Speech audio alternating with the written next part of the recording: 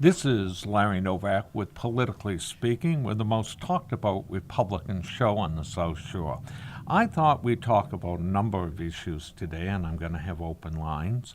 You can reach me at 508-822-1106.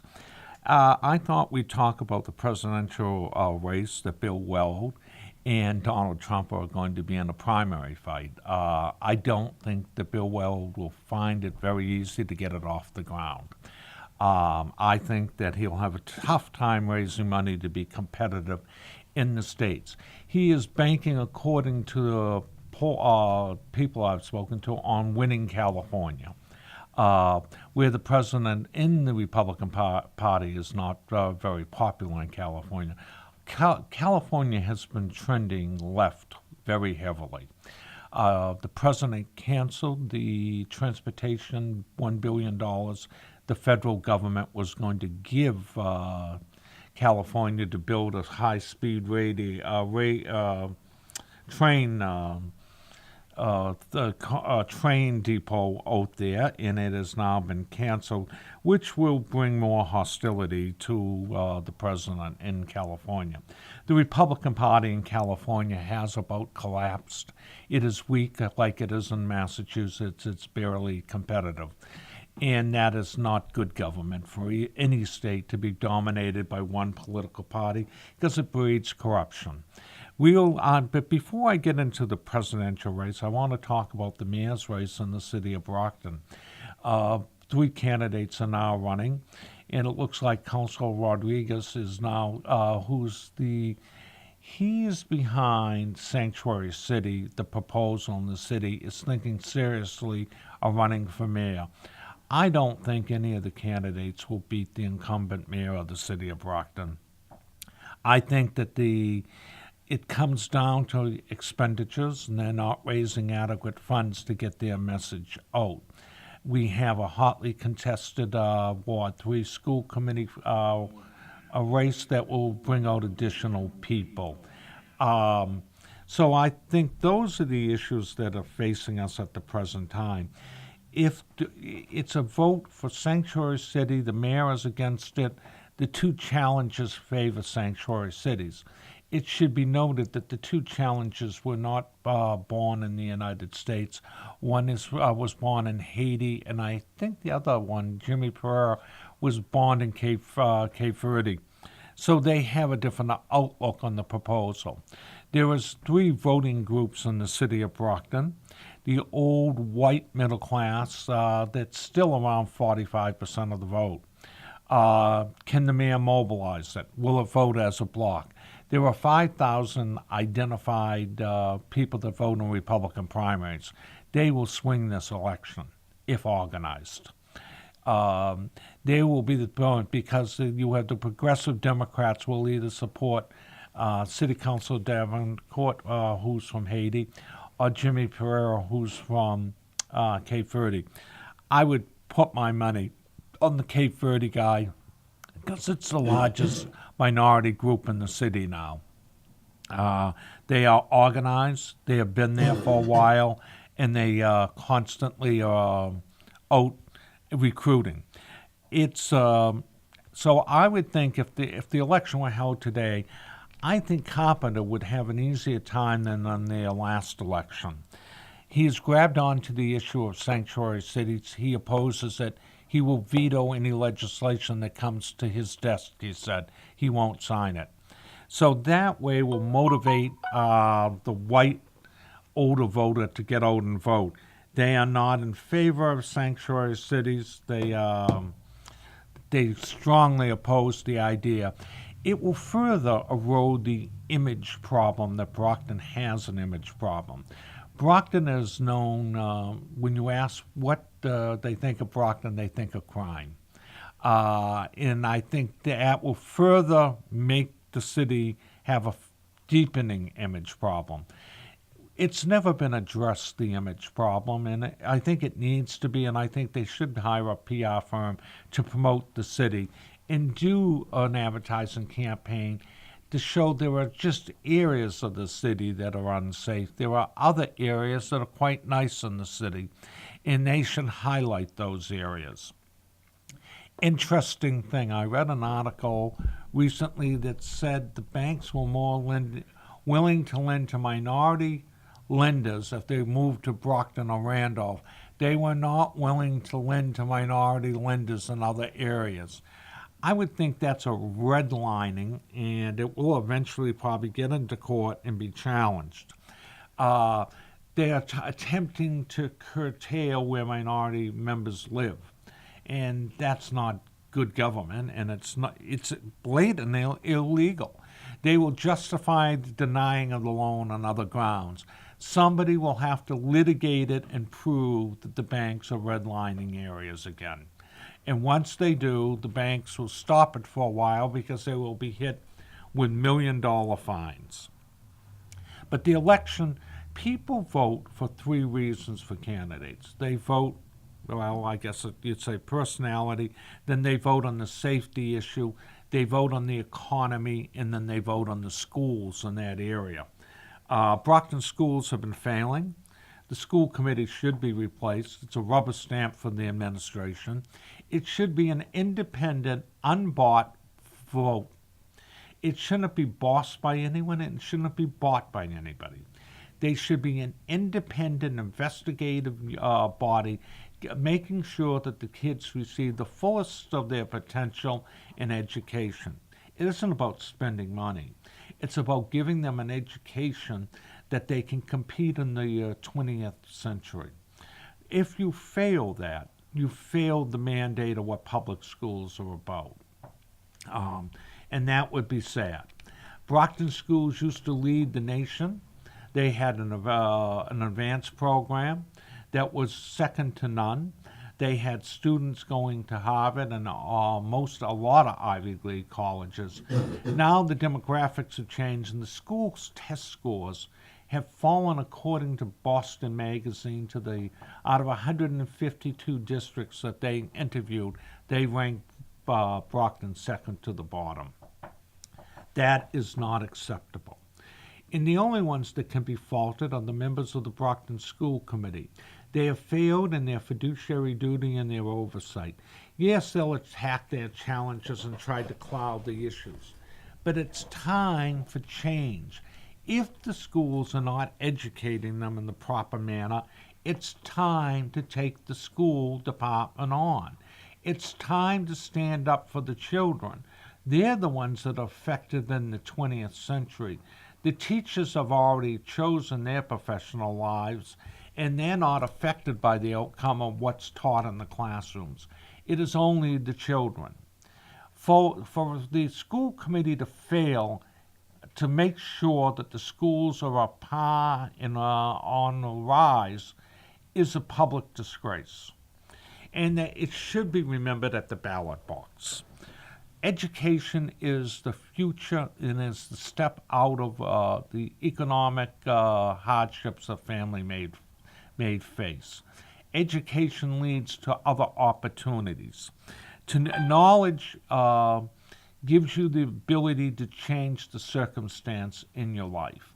If you cannot or do not obtain knowledge, you do not change the economic conditions that you live in. Those are the major issues that are facing the city. The mayor's election will be decided on Sanctuary City. It is an issue that will motivate people to go to vote. It is a diverse and divisive issue. It's a divide and conquer issue.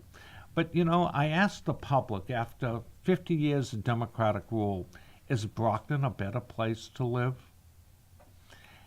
Are the streets better paved? Is the trash better picked up? Are the taxes lower? Is there economic boom in the city? The answer to all those questions is a resounding no. There is no major industry moving into Brockton. There is no local banks anymore. When I was a child, there was Plymouth Home, headquartered in Brockton. There was Brockton Savings Bank, headquartered in Brockton. There was People's Savings Bank, headquartered in Brockton. There was a healthy economy. And the way it is determined is by financial institutions that are located and their corporate offices are in that city. Look at it. Do you think a bank in North Carolina, the Bank of America, cares what happens in Brockton? They're not even attuned to what's going on in the city. Do you think that a bank that is located in Canada uh, knows what's going on in the city of Brockton? Nor do they care. TD North. Look at where the ownership comes from. They do not invest in the local communities. They don't understand the makeup of the local communities. The Banking Act that the Congress passed in the 2000s failed to address the reinvestment in the local communities. It should have kept banks local. It monopolized everything as a greed element to further the wealth of people that live in Manhattan that have nothing to do with the local economies or where people wish to live and where they're employed. When a local bank ceases to exist, a new starting company would have a very difficult time getting a loan from a bank based in North Carolina. What do they care about a new starting company in Brockton, Mass. Or in Taunton, Mass.? They don't. We have failed as a society when we allow these things to happen. But it's even more of a failure. You see the erosion of basic rights that have happened in the last 20 years. Government spying now on political campaigns. Regardless of what you think of Trump, if that's true, it's outlandish. It's outrageous. It outrages one's conscience that the freedom of speech is being eroded by a security and intelligence agencies spying on a presidential candidate. Go a step further. The Democrats might not think so, but why don't they think that the Trump administration will turn it on them the next time? And they'll investigate the Democrats. I mean, it is a bad path to go down. It is the wrong thing. I think the new Attorney General, Barr, will seek indictments. I think when he comes out, they have the toughest prosecutor in Connecticut. He's handled these type of roles before. I predict that you'll see major indictments of former FBI agents and the former head of the FBI indicted for criminal prosecution. I think that the investigations will turn. I think the Justice Department will move with all haste under Barr, and the indictments will be forthcoming. He is somebody that isn't going to be pushed around. He is going to accomplish it. Yes, and I think the Democrats are in a state of shock when he talks about spying on a presidential candidacy. They went down this path. Now it's turning on them. I predict that some of these outrageous left-wing politicians, the woman from Minnesota, will be defeated in the Democratic primary.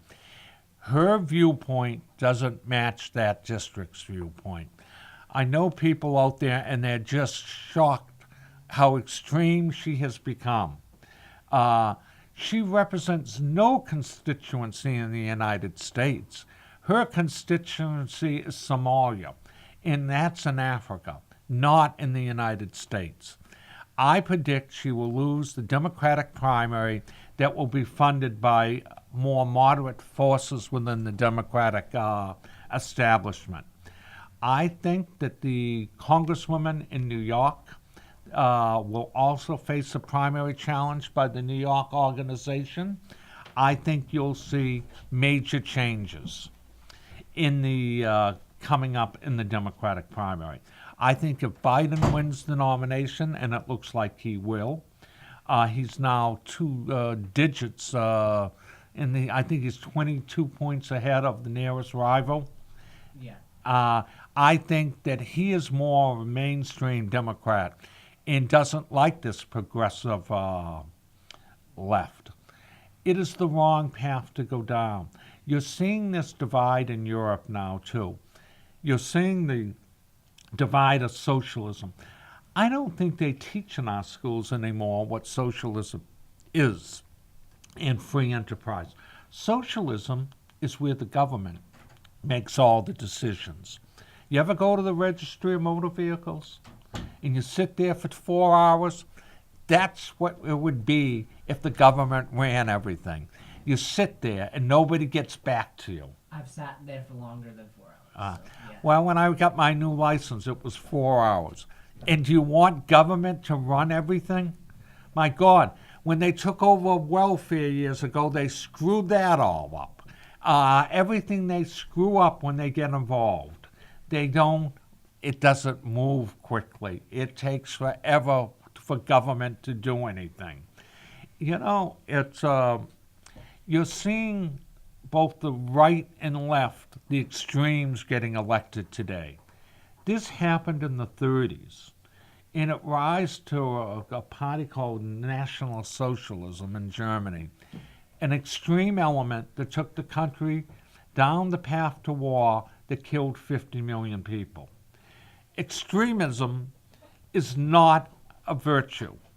Extremism takes us down the wrong path. We are supposed to be working for mankind. We are supposed to be working for the betterment of society in the United States. That means you want the streets paved, you want less crime, you want to be able to walk in a free and unharassed manner. You want to be left alone. You want those type of freedoms. It is not the elite, the liberal elite, that should determine what should be done for people. People should be able to do what they want to do. They should determine where they go in life. It isn't about government determining that function.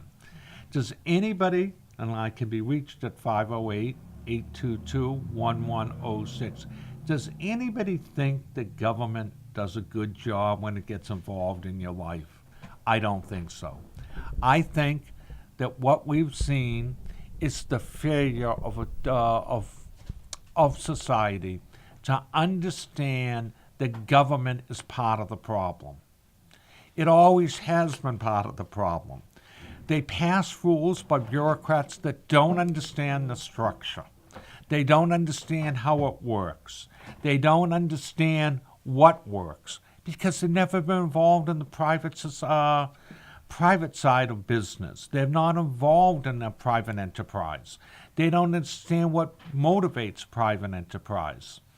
Look at Venezuela, a country that was the richest country in South America, elects a socialist who's now a dictator.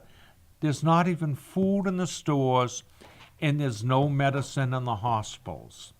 Is that what America wishes these progressive people want to happen in America? I don't think that's healthy.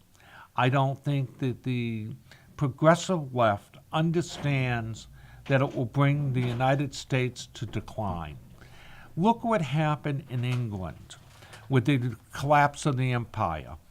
It's when the Labour took over, the empire started dissolving. It is when the Labour Party became a force in England, they started dissolving. I read, talking about England, it's always been required. Parliament runs the government.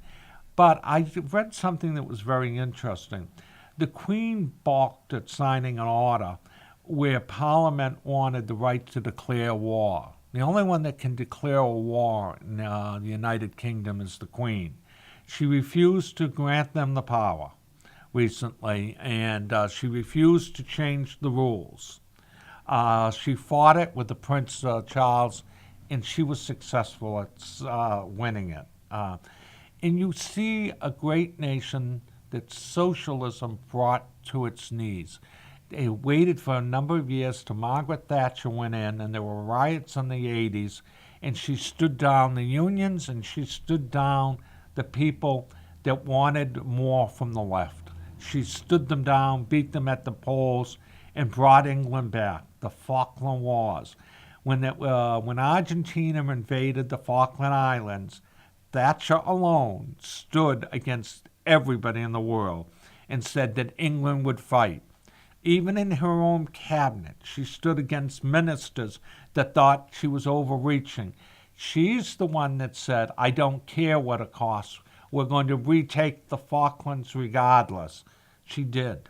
England came back after that. Its economy boosted. England's the morale of the English citizens came back. They had a more positive outlook on what government could do. She stood everybody down.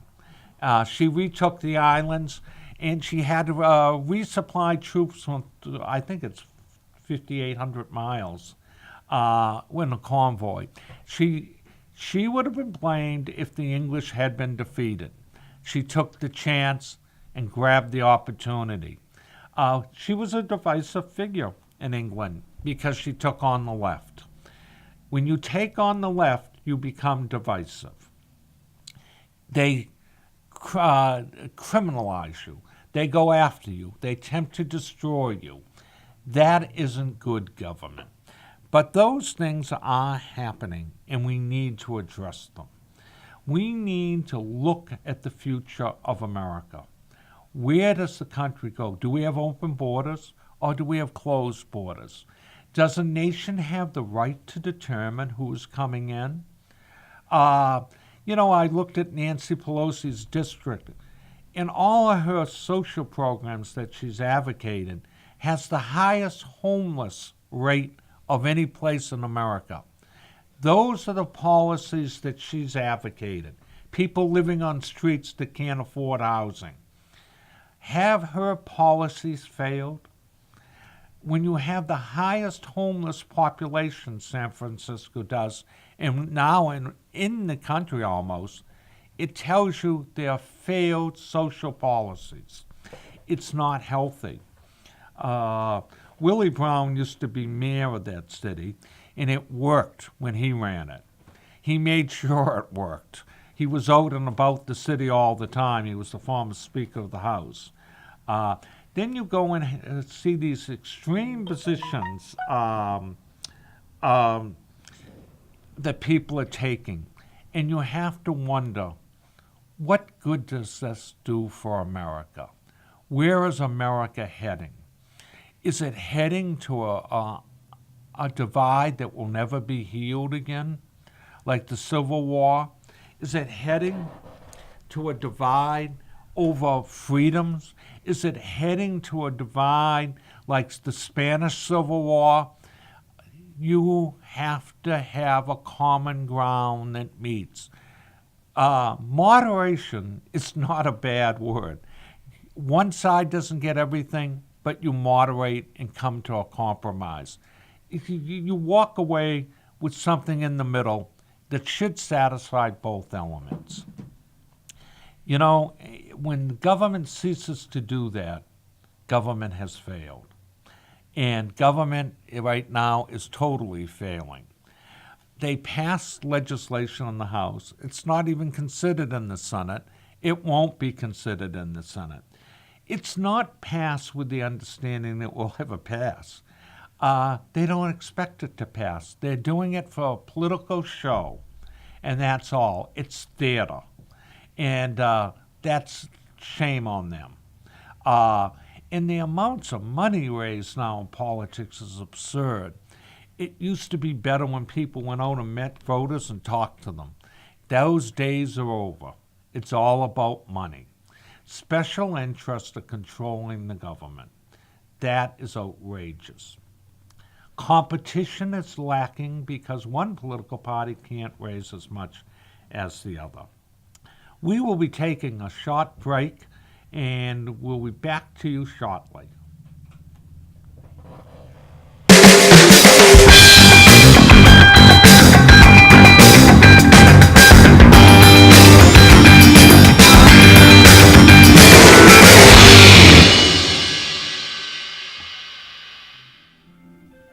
This is Larry Novak with Politically Speaking, the most talked about Republican show on the South Shore.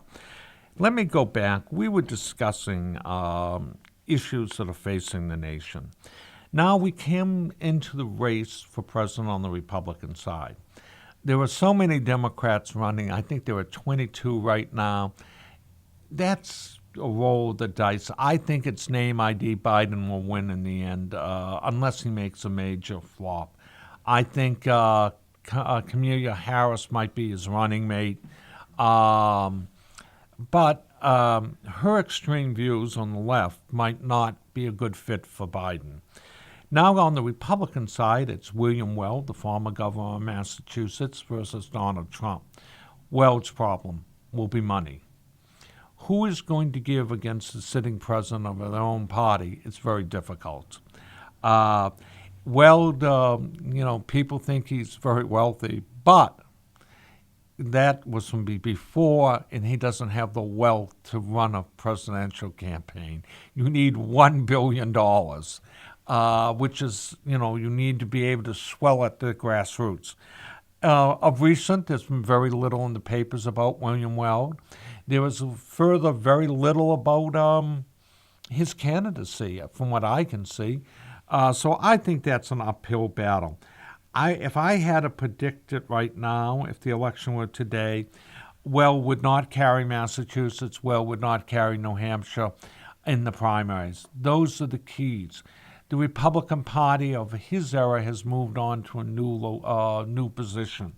Nothing stays the same. It's like when I was on the school committee in the 80s in the city of Brockton, and then it's different era. The city was 80% white in those days, 90% white in those days, on a working class city. It is now 45% white and 55% minority. So it's a different city, a different place, a different time. That is what Weld's going to face. He's been out of politics for years. He does have a name, though, in certain areas, and moderate Republican areas. He is well known. But, the issue that 900 former United States attorneys signed a letter that they don't think that, Trump has played by the rules. What weight does that carry? They're former U.S. attorneys, people that work for the government, that have that view that the government is always right. Well, the government isn't always right. The government is wrong most of the time when it goes after people. The government fails to do what the people want. People elect people for change. They want change. It doesn't happen when they do it, they become discouraged. It is not a good era that we're living through. The partisan divide in America is becoming worse all the time. And if we have the partisan divide and we can't come to common solutions, nothing will ever get accomplished.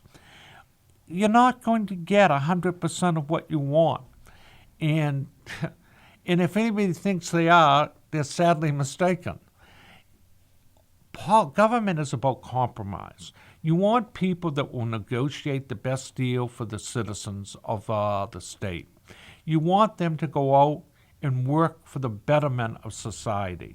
You want the best school systems. You want the best paved roads. America is becoming to look like a third world country. The airports are old. You drive down streets, they all have potholes in them, and your tires get wrecked, and who cares? It doesn't get fixed. So,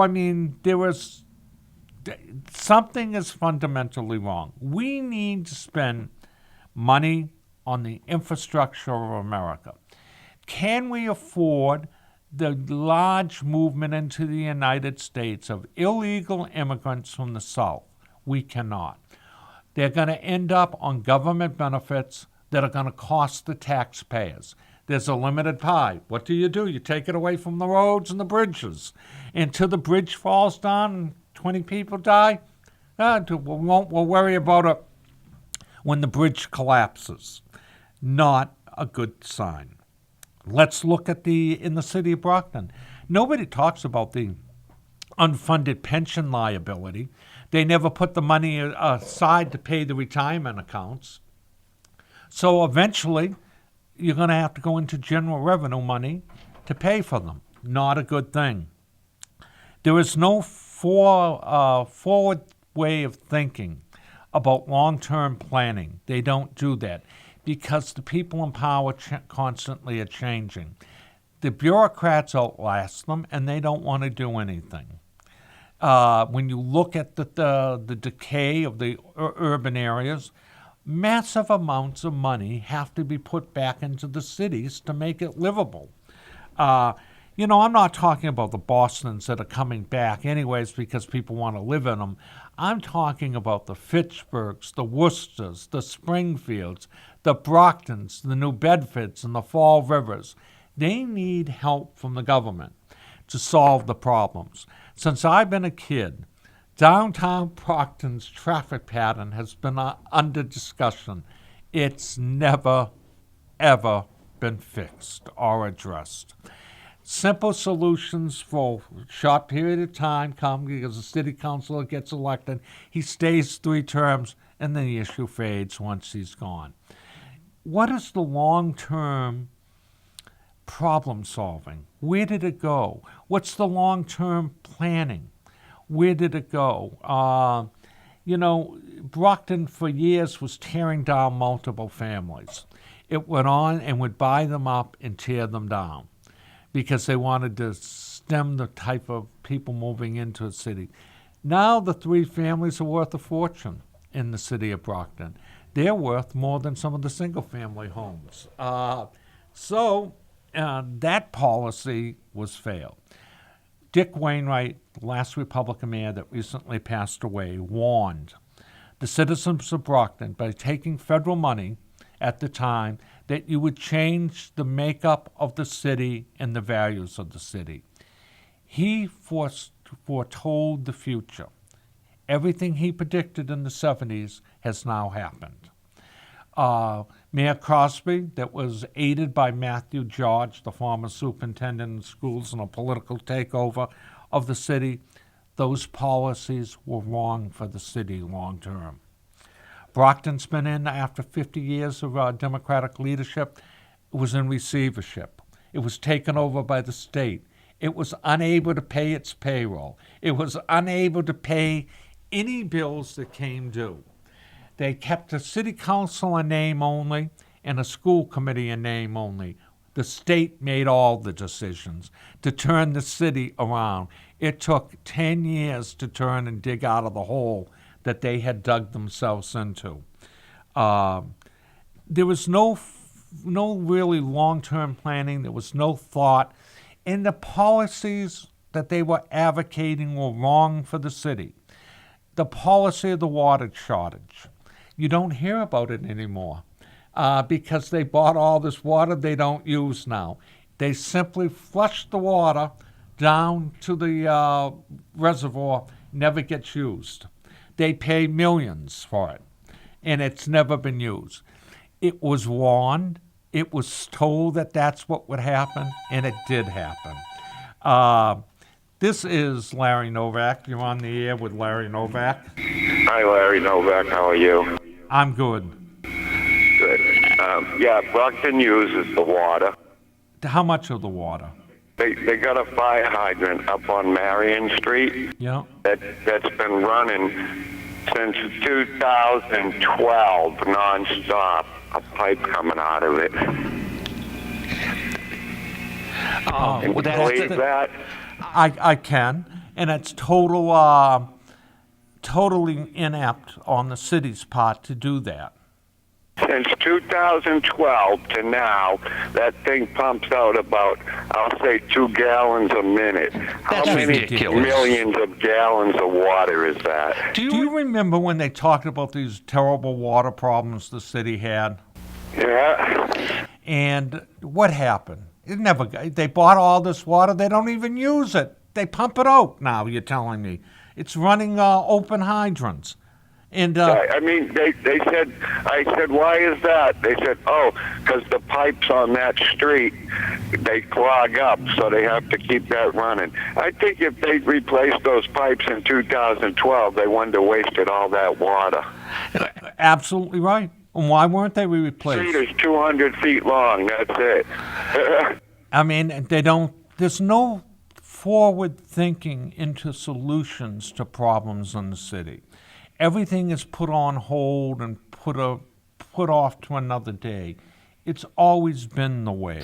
Where are all our former mayors? They don't live in Brockton anymore. No, they no. make their money and get out. Carl Bataro lives in Middleborough. Jack Units lives in the Cape. Wainwright stayed in Brockton, but he was the only one. Jack Sims moved to Florida. You're absolutely right. They all get out of Brockton. They make their money. They make deals here and there, and boom, get your money and go. It's 50 years of one-party rule is what it is. I mean, and you see it. You live on the east side. You have that extreme representative, and she is an extremist, Michelle Du Bois. Don't even mention her. I mean, if anybody else would have been indicted for Yeah, what she That's for did. sure, for what she's done. She Right, put our right. cops at an unsafe advantage. Absolutely, and immigration officials at an unsafe advantage. And what does she do? She gets reelected. It's alarming. It's alarming over the trend because the people, I don't think, study the issues. And if they're educated on the issues, they wouldn't have reelected her. She's an extremist that doesn't understand the issues herself. She's not well educated, and she's not good. And then you have Senator Brady, who has his own issues, and that should be addressed. And then you have Princess Cronin, that lives in Easton. Her maiden name was McLaughlin. They moved to Easton. She uses donor money to further her lifestyle. Look at her campaign reports. Look at the trash program they enrolled the last couple of years. Now you drive around this city. It's filthy. You see TVs with orange stickers thrown in the woods, mattresses, refrigerators. That's because they want to charge you more money to pick this stuff up when you're already paying your money. That should be part of your taxes. Right? You pay to have your refuge removed. What's the difference if it's refuge, a TV, or a mattress? It's still rubbish. I remember the day you could put 15 barrels out in front of your house and they'd have no problem picking them all up. And now they give you 2 little barrels and they don't want to pick up nothing. The city's becoming a trash dump. Look at it. In the summer, the grass grows all through the sidewalks. They don't fix that anymore. It's a city. Down Lyman Street, that cemetery over there, I think it's Union maybe, there's headstones all knocked over, and they've been knocked over for years. It's not a Jewish cemetery, so you don't see it on the news. That's it. I mean, and it's not right. And it's that lived in Brockton and worked in Brockton, and now they're resting in peace in Brockton, and it looks terrible. It doesn't. It's not well maintained, and that has an endowment with it too. And but nobody will ever answer the questions when asked. The only way that you're going to make changes probably with lawsuits. I hate to say it. They're only going to respond if they're sued and a court orders them to do something. It is not healthy. We'll look at the redistricting. The lines are drawn to favor incumbents. You have city councilors that you call that never return a phone call. That water problem on Marion Street is a problem because that just puddles and makes mosquitoes grow. That's right, bugs. It's a health problem. And where is the Board of Health? It doesn't function. It's nothing works well. Who's been in charge of that Board of Health for the last 50 years? Come on. It's all we both know. Dick Wainwright was a visionary. He predicted all these problems when Crosby ran against him. Matt George was Crosby's campaign manager at the time. Later became superintendent of schools. Everything they predicted, Dick predicted, happened. You took all that money, it had strings attached to it. It was never the right thing to do. Brockton's failed leadership. Do you know we are 85th in the United States as the most dangerous city to live in? Oh, jeez. 85th in America. Brockton is more dangerous than some of the border communities, according to studies that have been done. We are having falling schools. We spend more money in the schools than anybody does. If the test scores are falling, that means the teaching isn't working. Oh, you can't mess with the teachers. Ah, You that's crazy.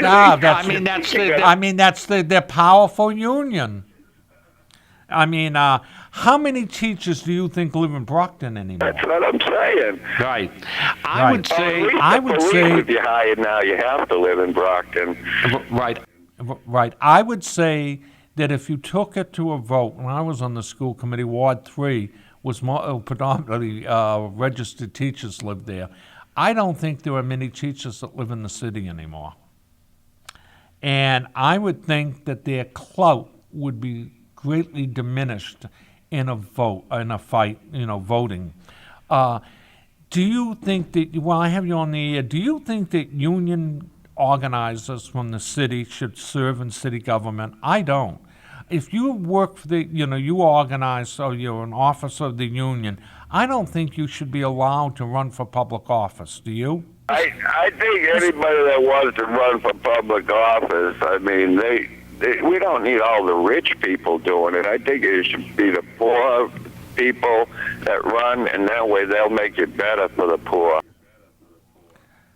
Well, that's a good point, but we don't have that. That's Oh, happening. that will never happen, but that's the way it should. It should A be. government, you want to help. You don't want to just go in there to make your money. That's what they do, though. That's all they what- do. That's what they've So, I done mean, for years. I mean, do you think any of the city councilors? Can you name one thing that any at-large city council has accomplished in the city? You ain't Yeah, you got can't. that much time. Yeah, you can't. Your show ain't that long for me I to mean, think that long. I mean, you can't name one. I mean, nobody can. Can you name anything that any city council has accomplished for the city? You can't. I mean, it tells you there's a problem. Years ago, you could name stuff that they accomplished. Today, you can't. Those councilors Yeah. are all resting in peace. I'm on Calvary Cemetery, right? People that cared about the city, like Judge Lawton and everything, those people are gone now. They're, It's a they- new they world. do- Brockton's a whole totally new city in the last 20 years. Right, it's totally changed. I agree with you. But is the change good change? That's the key. And if you get lucky enough to get good neighbors, you're all right. If you don't, I feel sorry for you. Yeah, if you get bad neighbors, they can make your life hell on That's earth. true. I mean, I see a lot of I'm- people, they're just packing up and moving out. You see so many empty houses. They're like, I can't pay these taxes. I can't do this. Like, I'll go to Middleborough. I can live down there scot-free. Yeah, I mean, the taxes in Brockton are terrible. Every year the taxes go up. And what do we get for it? I mean, you can't, you can't promote. They have an unfunded pension liability that will explode someday. And is there any money being put aside now to pay down the unfunded pension liability? I doubt it. Do they have enough police officers? Pensions. I mean, they should do away with them. If you want to save your money, do it like Joe Poor that can't afford it, that don't get a pension. You know, you want to save your money, put it in a 401k. Do it yourself. Why should I pay you for working for 30 years? You get paid, you get all your benefits, and then I got to pay you for the rest of your life? Come on.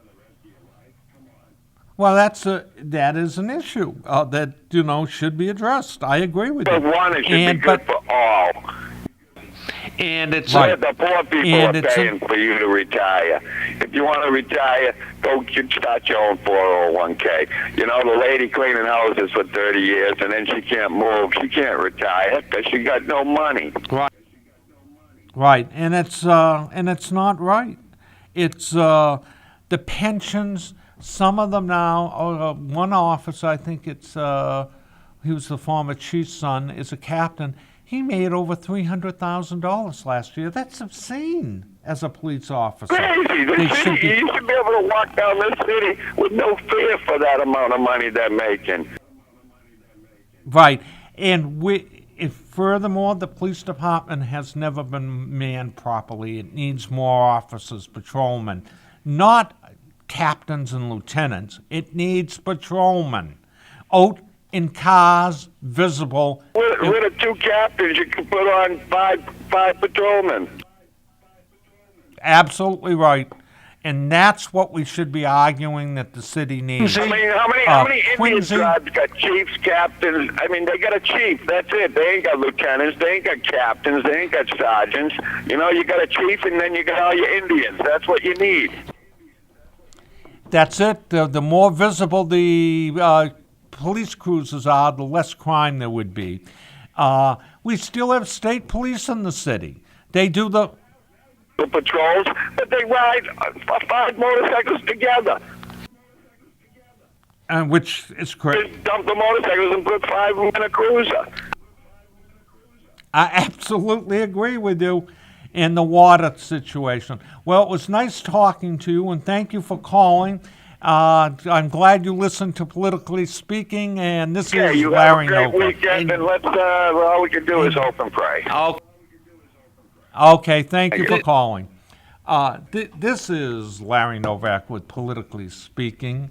Next week we will go back to having guests on the show, and we'll be talking about political issues of the day. What is wrong and what can be addressed, and how do we fix the problems? Elections are coming up. The summer months candidates will articulate where they stand on issues. I intend to invite some of the candidates onto the show to get their viewpoint. A candidate that does not appear on a radio show shouldn't be considered for elective office. They don't want their record fully disclosed nor discussed. They want to control their appearances. That means they don't want to answer questions from the citizens.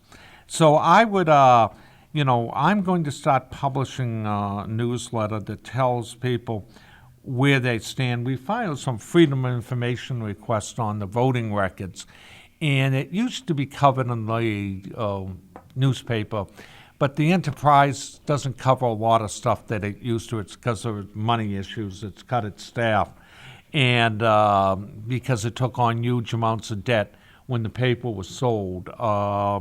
And now they're trying to pay that debt down. The paper's thinner than it's ever been. Because if you don't have a staff to produce the paper, you don't have the readership. The readership likes to read what's going on. And if there's nothing local in the paper, nothing can be accomplished.